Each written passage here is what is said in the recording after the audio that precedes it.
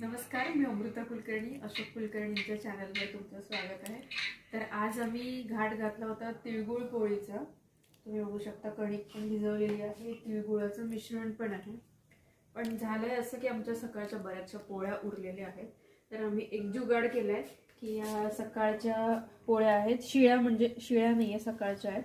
तर ह्याला मी थोडंसं तेल लावून घेतलंय आणि ह्याच्यावरती असं हे जे तिळगुळाचं मिश्रण आहे असं थोडंसं दाबून ह्याला सेट करते. आता असं थोडंसं काठोकाठ भरून घेते. हे आता असं मी बंद करून पुन्हा एकदा चांगलं दाबून घेणार आहे ह्याला. आणि ही पोळी अशीची अशी तव्यावरती खरपूस भाजून घेणार आहे. या बघू शकता तुम्ही, या नॉर्मल पोळ्या आहेत, या सारण भरून केलेल्या पोळ्या आहेत. या मी बाजूला काढते आणि ही तव्यावरती अशी टाकायची. हे मिश्रण थोडं सुट्टं असतं, त्यामुळे ते बाहेर येऊ शकतं, म्हणून चांगलं दाबून भरायचं आहे. आणि जी उघडी बाजू आहे ती अशी मी चढावरती ठेवली आहे, म्हणजे मिश्रण खाली पडणार नाही. तर ह्याला तेल टाकून छान असं भाजून घेतात, म्हणजे त्याला ना असा क्रस्ट येतो. आणि हे पोळीचं आवरण असतं अतिशय खुसखुशीत लागतं आणि आतमधलं गोड आवरण, गोड सारण मस्त लागतं एकदम.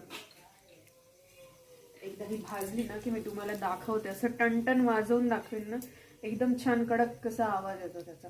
तर ह्याला आपण तिळगुळ टॅकोज म्हणू शकतो किंवा तिळगुळ पोळी सँडविच पण म्हणू शकतो.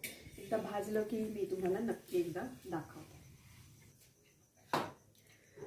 हे भाजलेला टॅकोज म्हणा किंवा सँडविच म्हणा आपला रेडी आहे. ह्याच्यावरती मी तूप घातलंय आणि हे बघा, आवाज बघा, एकदम क्रिस्पी झालंय. तूप घातल्यामुळे असं छान थोडंसं मऊशार झालेलं आहे.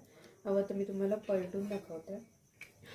हे बघा, हे असं छान क्रस्ट येईपर्यंत मंद आचेवर खरपूस भाजलं ना, एकदम छान लागणार मस्त. किंवा असं मधून कापून तुम्ही मुलांना पण खायला देऊ शकता.